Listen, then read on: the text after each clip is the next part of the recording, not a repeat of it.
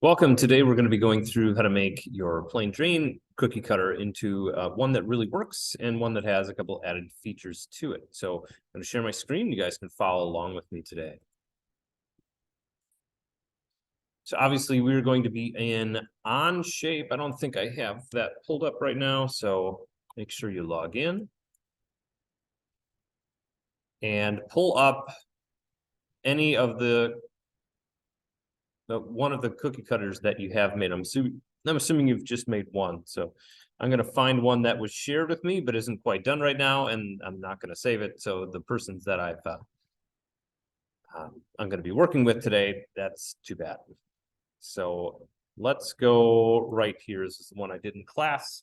This way you guys have the same exact thing if you're watching this for a second time. Okay. So a couple of things is that notice we just have flat edges to push into the dough. Not all that great of an idea. You're going to squash the dough and push it into the table or wherever you're pressing it. So we're going to chamfer those.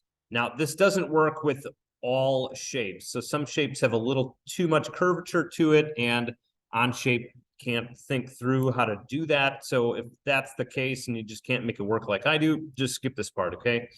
So I'm going to go to, this is chamfer. I'm going to pick the bottom outside line. So this is my top right now. So let's hit right here. Now this is the bottom.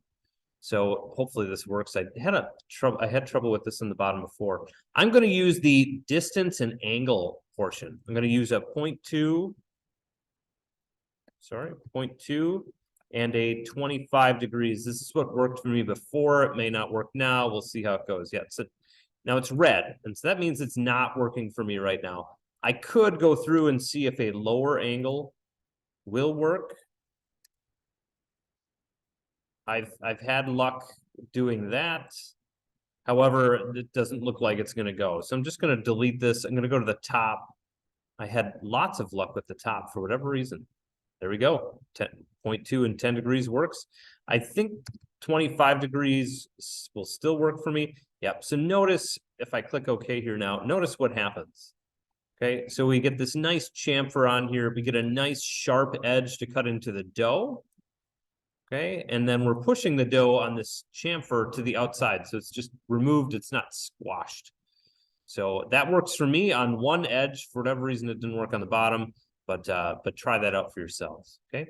Next thing we're going to do is we're going to stamp this. And all it's going to be is just an empty shape, right? There's nothing pressed into the dough. There's nothing like that. So let's up our game here and make something really cool. I'm going to flip this around to the other side.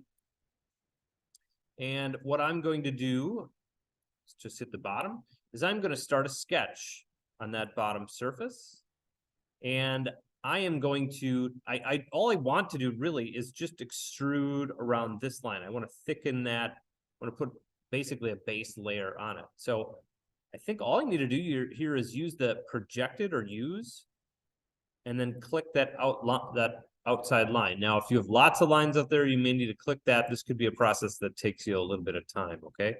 But there's my sketch. Pretty simple. I'm going to go to extrude. Notice I find my sketch not quite.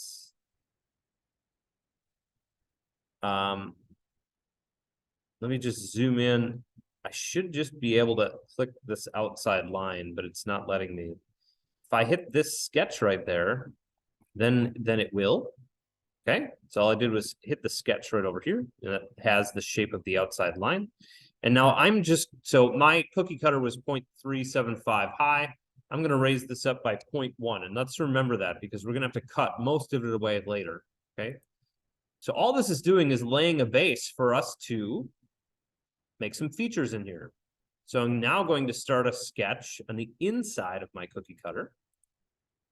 And now I can put whatever it is I want to put in there. I could put buttons, I could put a smiley face, I could put boots, I could put all of it, okay? But all I want to do for the sake of time is just make some eyes. It looks super creepy at this point. You can move the circle just by clicking in the center and then changing where those are. You can also click the outside of a circle and make it smaller. Okay, and if you want to make them both the same size, grab the equal constraint, click both of them, hit enter. Requires two entities. Yep, got it. And now they're the same size. Okay. And then let's put a little mouth on there. Not a frowny face, but a happy face. And go something like that. And then I need to connect the two lines. I can't just extrude a line. I need to have an enclosed shape to extrude. Okay, so that looks sufficiently creepy. We are going to get out of our sketch and extrude that. So there, there, there. I do not want to extrude this 1 inch. I just want to go, see, I want to go about 0.1 inches. Okay, not too far. If I click off here, you can see how far that extrudes it. I just want a small imprint. That's all I really want. Now you could make this a little bigger if you want it. Let's go 0.2. Let's see what that looks like. Yeah, that would be fine too. So 0.2 looks good. We'll do that. Okay, so there it is. And now notice if I use this as my cookie cutter, the cookie would be pressed and then it'd be stuck in there. Okay, so this backing that I put on, most of it needs to come off.